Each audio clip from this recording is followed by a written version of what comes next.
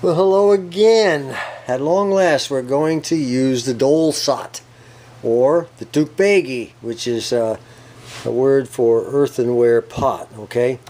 And this one here, as a refresher for those of you who that missed the video where I talked about this thing, you can get them with or without the lid.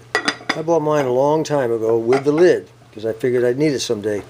And I have used it with the lid. And normally, what we're going to make is what's called tukbegi garanjin, and tukbegi garanjin means Korean steamed eggs.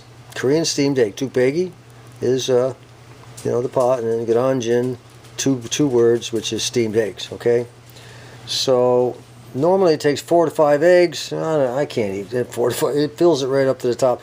I can't eat that many, so I'm just going to go with 3, and I'm probably going to be sorry I do that. I probably should go with 2. But I'll be needing sesame oil, which this is Lee Kum Kee, which is some of the very best brands, by the way. And I've got sesame seeds, and I've got chopped scallions, and of course I got 2/3 of a chicken broth. Normally it takes a full cup to a cup and a half, or you can use water. If you just want to use water, you can use water in place of the chicken broth. It takes a cup. And then in order to give it a little bit of flavor, you can use some fish sauce, which I also have, but I don't want to use any fish sauce. Alright, we got our eggs in. Now we're going to throw our onions in on top. You can put as little or as many in there as you want. I use the green part because I like to eat the white part with my supper or something like that. And then we'll go ahead and put I've got 2/3 of a cup of chicken broth. Like I said, it may be too much. I'll probably just maybe not put the entire cup, just leave a little at the bottom. Now I'm just going to stir it all up with a fork and make it into a scrambled egg looking thing. Some of you are probably saying, well, I do that in the microwave all the time. Yeah, well, so have I. I make this stuff in the microwave from time to time, but it doesn't exactly taste the same. And because you're going to be putting a little sesame oil on top, and you're going to be putting some sesame seeds. Now you can also run the eggs and not put your onions in right away. Just go ahead and mix your eggs up real good with a fork, scramble them best you can, and then pour them through a strainer. And then mush them through the strainer over the top of the tukbegi, and it'll really take care of all the egg whites and everything, and smush them all through. And what that does is give you a really creamy egg. And after it cooks, it has the texture of a custard. It looks like custard, and it has a texture of custard, yellow custard. Kind of neat in a way. Anyway, I've got everything in. I'm just going to mix it up right now.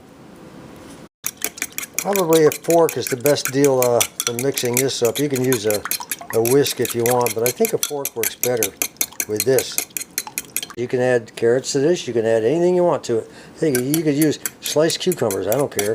It's your eggs, your pot, your fire, your money that bought it. You put anything you want in there. As long as it tastes good. You don't want something that tastes like crap. I probably could have put a few more of those scallions in, but I want to eat the scallions tonight. Now you start out with a high flame, but because it takes quite a bit to heat up this pot. That's a really thick earthenware pot. But once you start seeing things begin to coagulate a little bit, stir it up from the bottom, and then turn the heat down just around medium, and take your time, and then go ahead and cover it, and then check it from time to time, and I think you'll see that it's all done. Now, as I said, I have a lid. Now, normally if you use 4 or 5 eggs, if you have a pot like this, which is really a cool pot, really, you can use it for anything. You can bake with this thing and everything. Normally it's going to have a high mound on it. It's going to be like a little volcano top. And this lid here will not be high enough. But I found out that a stainless steel small bowl fits right over the top perfect. Or you can put a rounded, regular dish bowl. The problem is that they slip off this earthenware finish. Now I won't be needing this today because I only have a couple eggs in there, but this thing here is really cool. Fits perfect right over the top. Isn't that neat? Can't get any better. It's a perfect fit. Doesn't even jiggle around or nothing. Alright, you can see it beginning to form clumps. What we're going to do is turn it down now. Really far down. Just let it cook about like that. Stir it around.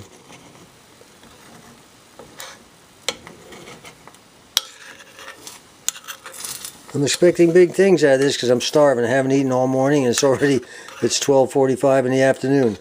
I have a bad habit of doing that.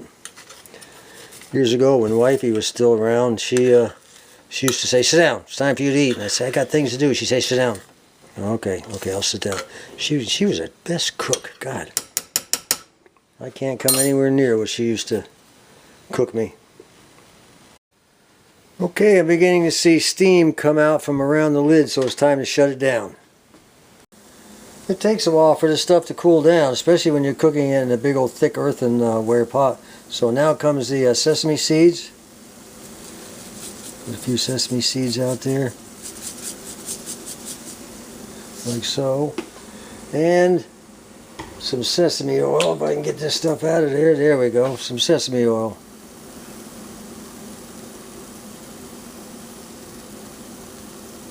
That's all you need. You don't need a whole lot. Alright, let's give her a taste. She's still pretty hot, but we'll give her a taste. I may have to add a little more oil. I don't know. I should have probably oiled the bowl a little bit heavier. It's a good idea to oil the bowl so it doesn't stick too much and doesn't burn. Let's give it a try.